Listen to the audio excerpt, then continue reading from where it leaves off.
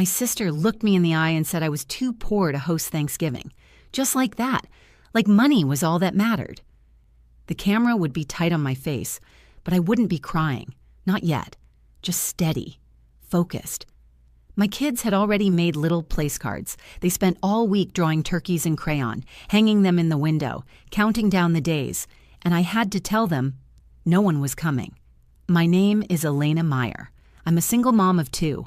I work night shifts at the hospital and come home to 2 bright-eyed kids who don't care if our plates match or if the turkey's from the discount freezer bin. They care that we're together, that we sit at the table, say what we're thankful for, and laugh over pie. That's what Thanksgiving has always meant in our house. But this year, my family decided something else mattered more. My sister Marla and her husband invited everyone to her brand new house in the suburbs. Big kitchen, granite countertops, a formal dining room she's never used.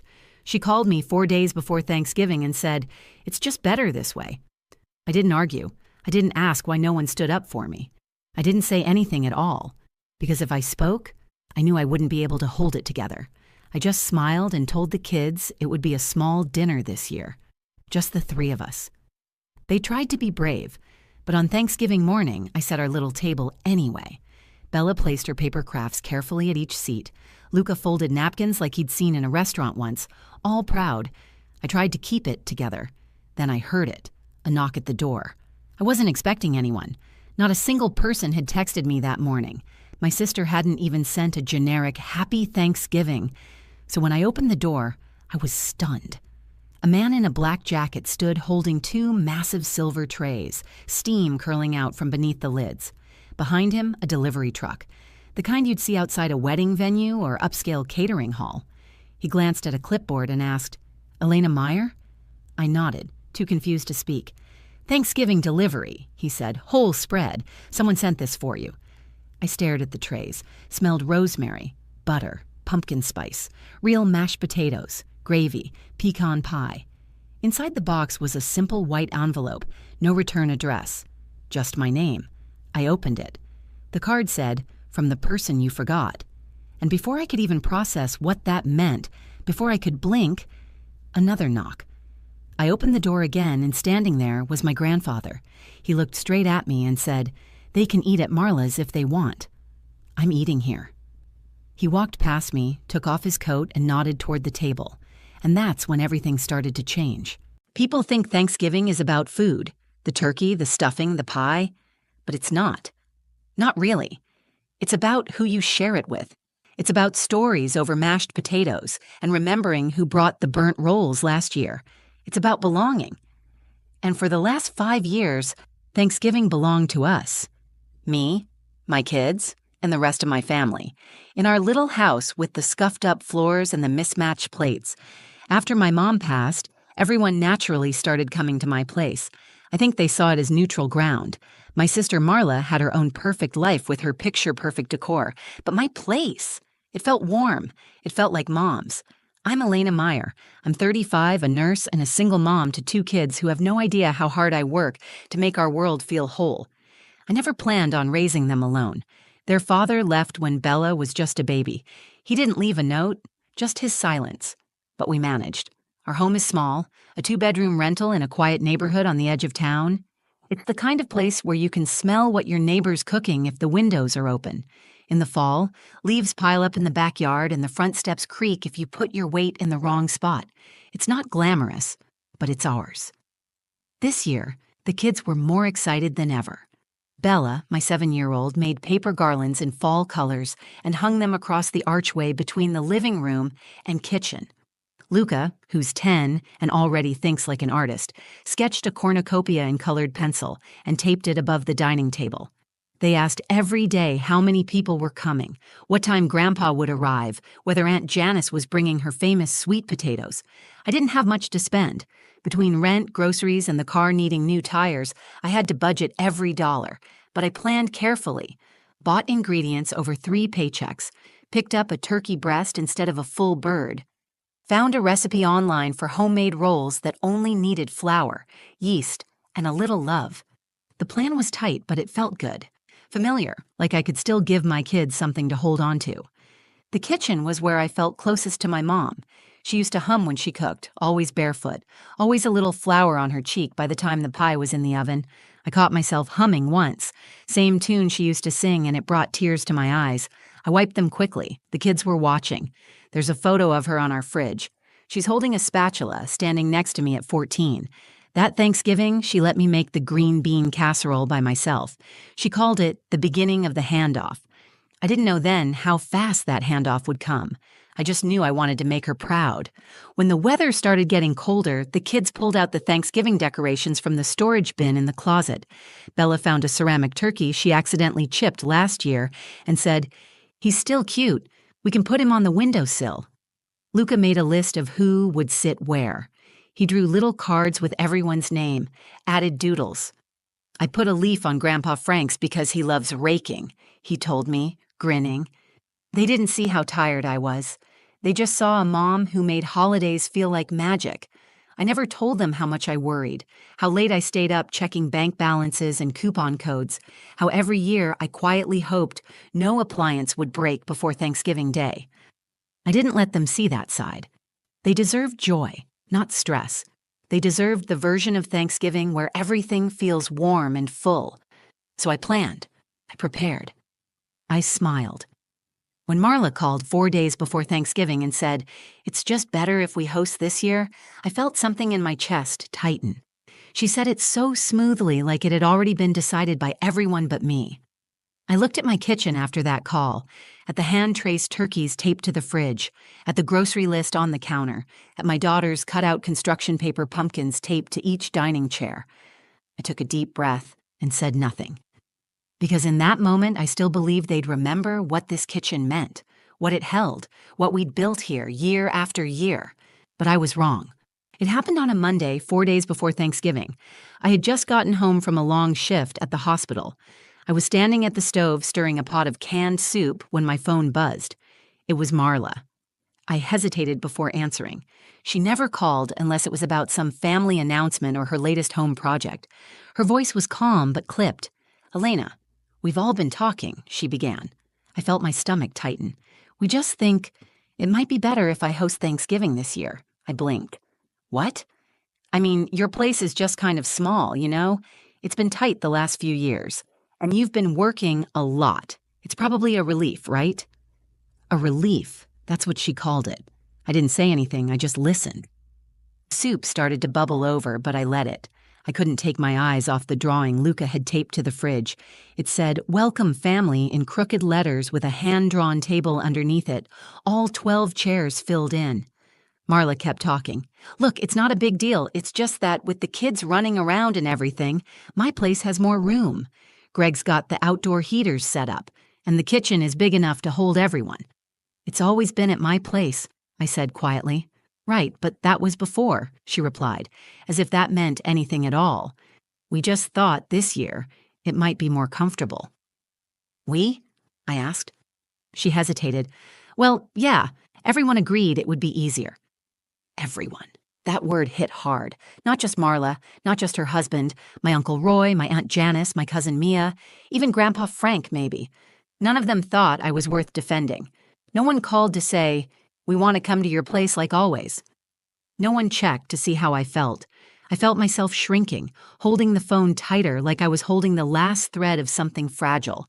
I told her, "Sure, that's fine." She said, "Great. I knew you'd understand." Then she hung up, like it was nothing. Like she hadn't just swept away 5 years of tradition in a 30-second phone call. When I turned around, Bella was standing there in her fuzzy socks, holding a paper turkey she had just finished coloring. "Mom, was that Aunt Marla?" I nodded. "Is she coming early to help?" she asked. I couldn't lie fast enough. "Actually, sweetheart, Thanksgiving's going to be a little different this year." Her face dropped. "Are we not having it here?" I forced a smile. "We're going to have a small one. Just us. A cozy dinner." "But I already made decorations. I was going to sing the thankful song for everybody." "I know, baby." She looked at the table where she had set out her hand-drawn napkin rings. "Why doesn't anyone want to come?" "It's not about that," I said, though I wasn't sure if I believed it. She walked to her room and closed the door without another word. Luca came out a few minutes later. He had overheard enough to know. He didn't cry, he just asked, "Should I take the banner down?" I wanted to say no. I wanted to say they were wrong, that we were still hosting, that none of it mattered, but I couldn't. Not when my voice was already shaking. He pulled the construction paper banner off the wall himself, folded it carefully, didn't look at me as he did it. That night I stayed up after they went to bed. I sat in the living room with the lights off, staring at the empty table. I thought about canceling everything. Maybe I'd pick up a pizza, watch a movie with the kids, try to make the day pass quietly. Maybe if I said nothing, it wouldn't hurt as much. But then I looked around that little room, and I saw what they had built. What I had built. A house that held every laugh from every holiday since my mom passed. A place where my children knew they belonged. A place filled with glue-sticked crafts and burnt rolls and love. And that's when I made my decision. We would still have Thanksgiving, even if no one came. The morning before Thanksgiving, I stood in the grocery store staring at the last shelf of cranberry sauce. 2 cans left. I picked one up, held it in my hand, and thought about how my mom used to joke that it didn't matter if it was fresh or from a can, as long as it was on the table. She always put it in the same white dish with the little blue flowers around the rim. I still had that dish, tucked in the cabinet behind the chipped mugs. I dropped the can into the basket and moved on. 1 small turkey breast, a bag of potatoes, green beans, 2 boxes of stuffing mix, and a frozen pie. I didn't have enough for anything fancy, but I had enough. I kept reminding myself that it wasn't about impressing anyone. It was about showing my kids that love didn't leave just because people did. Back home, Bella was cutting out paper leaves and writing words on them like hope and family. Luca had drawn a new sign. It was simpler than the first one, just the word thankful in block letters, taped to the front door. They didn't ask if anyone was coming. They knew the answer, but they kept working. I think we were all trying to pretend it felt normal. That evening, I prepped everything I could. I boiled the potatoes and seasoned the turkey. I set the table with the same dishes we always used, mismatched and chipped, but clean and full of memory. I folded napkins and placed Bella's paper leaves at each spot. I put the cranberry sauce in Mom's dish. Later, when the kids were asleep, I sat down and stared at the table. 3 seats. I thought about putting away the extra chairs, but I couldn't do it. It felt like giving up, like letting them win. So I left them, even if no one would sit in them. I wanted my children to walk into that room and see a holiday, not a disappointment. I didn't sleep much that night. I kept getting up to check the turkey in the fridge, the pie on the counter, the seating arrangement. Around 4 in the morning, I finally sat down in the kitchen and cried for the first time. Not loud, just quiet tears while everyone else slept. I let it out and then got up and wiped my face because the day was here, and it was mine whether anyone showed up or not. Thanksgiving morning was gray, cold but not snowing. I turned on the oven and put the turkey in, set the music low, and tried to hum the song my mom used to hum. The kids came out in their pajamas, hair messy, still half asleep but smiling. "Is it just us?" Bella asked. I nodded. "Just us." She smiled a little. "That's okay." We cooked together. I let them stir the stuffing and mash the potatoes. Bella snuck bites of pie filling when she thought I wasn't looking. Luca folded napkins into triangles and told me he saw it on a cooking show. They didn't complain. They didn't ask questions. They just helped. By noon, the house smelled like cinnamon and rosemary. The candles were lit. The table was set. I'd changed out of my pajamas and put on the sweater my mom gave me the last year she was alive. The kids were dressed. Everything looked ready. But the house was quiet. No knocks, no phones buzzing, no cars pulling up. Just the 3 of us standing in the living room looking toward the door like maybe someone would remember. I was about to call them to the table when it happened. A knock. Sharp, confident, unexpected. I walked slowly to the door, heart pounding. I wasn't expecting anyone. I hadn't told anyone I was still hosting. I opened it, and standing there was a man in a black jacket with a clipboard in one hand and steam rising behind him from trays in a large delivery cart. "Thanksgiving order for Elena Meyer?" he asked. I froze. "I didn't order anything," he smiled. "Well, someone did. Full catered meal. Everything you need." I stared at him, then at the silver trays, the warm scents drifting toward me. He handed me a small envelope with my name on the front. I opened it with shaking fingers. Inside was a simple card, no name, just 6 words written in neat handwriting, "From the person you forgot." And in that moment, I didn't feel forgotten at all. I stood in the doorway, frozen, still holding the card. From the person you forgot. I read it again as if the words would change. They didn't. I looked up at the delivery driver, waiting for a hint, a name, something that would tell me who had done this. He just smiled and said, "Where should I put the food?" I stepped aside. Kitchen straight ahead.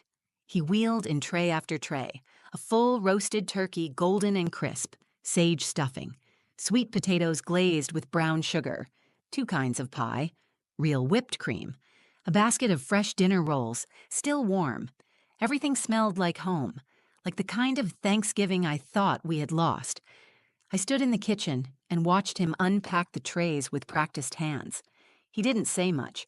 When he was done, he tipped his cap and handed me a receipt that showed nothing but zeros. "It's covered," he said. Then he turned and left. I heard Bella behind me whisper, "Mom, did you do all this?" I shook my head. "No, sweetheart, someone else did." Luca stepped closer to the table and stared at the food, eyes wide. "This looks like something from one of Grandpa's stories." Before I could answer, another knock came. I turned, my heart racing again. I walked to the door and opened it. There, standing on my porch in a wool coat and a flat cap, was my grandfather, Frank Meyer, 78 years old, former Army sergeant. The kind of man who only speaks when he means it. He looked me in the eyes and said, "They can eat at Marla's if they want. I'm eating here." He stepped inside without waiting for an answer, took off his coat and laid it neatly over the back of a chair. Then he turned toward the table. "Well," he said, "somebody set this up right. Who made the napkins into triangles?" Luca beamed. "I did." Grandpa nodded. "That's the kind of detail that makes a meal feel special." He sat down in his usual seat at the head of the table, the same seat he took every year in our house. Then he looked up at me. "I know what they said, and I know what they didn't say, but I also know this is where your mother would have wanted to be." I felt something in my chest crack open, not from sadness, but from relief, from the weight of finally being seen. Then came another knock. I opened the door, and there was my Aunt Janice. She was holding a bowl of her famous sweet potatoes, still steaming, her eyes already watery. "I'm sorry, Elena," she said. "I should have said something." Behind her was Uncle Roy carrying a bag of drinks. Then came Mia, my cousin, holding her toddler in one arm and a dish of mac and cheese in the other. "I told Marla I wasn't feeling well," she said with a small laugh. I guess I lied. Each of them stepped inside, eyes soft, hands full, no one needing to explain much.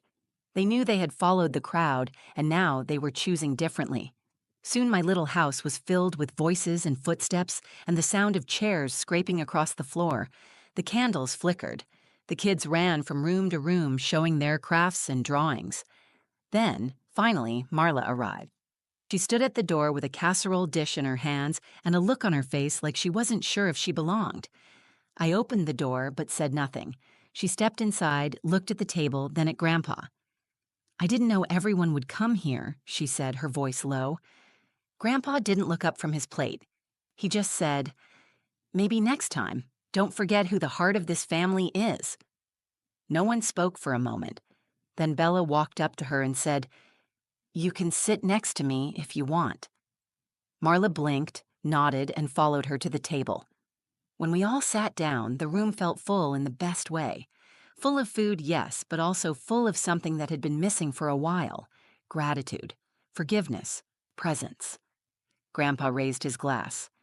"To Elena," he said, "who made this house a home and never needed anyone's permission to do it." Everyone raised their glasses, even Marla, and that was the Thanksgiving I didn't host, but it was the one that reminded everyone what family really means. The day after Thanksgiving, I stood in my kitchen surrounded by empty pie tins, stacked plates, and crumpled napkins. The house was quiet again. The warmth still lingered, not just from the oven, but from the people who had filled the space with laughter, stories, and something we hadn't shared in a long time: honesty. It had been the most unexpected Thanksgiving of my life, not because of the food or the surprise delivery, or even the moment Grandpa walked through the door like it was never a question where he belonged. What made it unforgettable was the shift. Something in the air had changed. The lines between pride and resentment, between silence and truth, had finally cracked.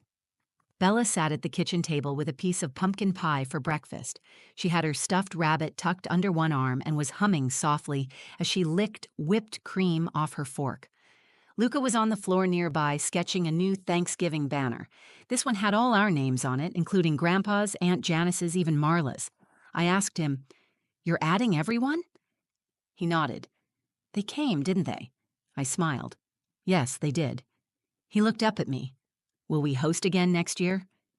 I thought about it. Not the logistics, not the grocery budget or the dishes or the space. I thought about what it meant for him to ask that. I thought about what it meant to finally feel chosen without asking to be. "Yes," I said. "I think we will." That night, after the kids went to bed, I found the card again. I had left it on the mantel, still sealed in the envelope it came in. 6 words that rewrote the day. From the person you forgot. I read them again, slower this time. I thought about who it could have been. At first, I believed it was Grandpa. It made sense. The timing, the message, the way he walked in like the head of the table had never moved. But something in his eyes when he saw the food said otherwise. He had been surprised too. Maybe it was someone else. Maybe Mia. Maybe one of the nurses from work. Maybe it didn't matter. Maybe the point wasn't who sent it, but what it reminded me of. That I mattered. That being overlooked doesn't mean being invisible forever. That sometimes, when people finally see what's missing, they come back.